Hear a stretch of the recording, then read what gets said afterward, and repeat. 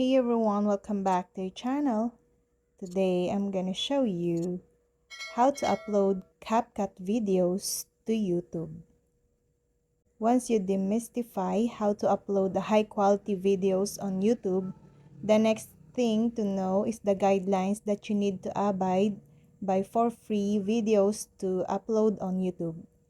Here are some of the key benchmarks which are mandatory for YouTube upload. First, copyrights. Copyrighted content may get your account flagged and banned. Uploading content like music or images with copyrights may trigger a strong action against your account, ranging from content removal to channel suspension. Using content with appropriate permission is of no harm. Second, quality. All videos are uploaded with the highest resolution possible.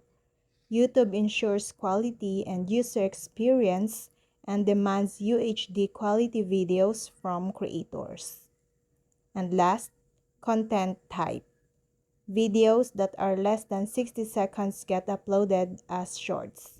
The size and durations of your video determine the upload time. Now, first go to your CapCut. From the phone or tablet gallery, select the video that you want to upload to YouTube. Then, click the share icon and select YouTube to share.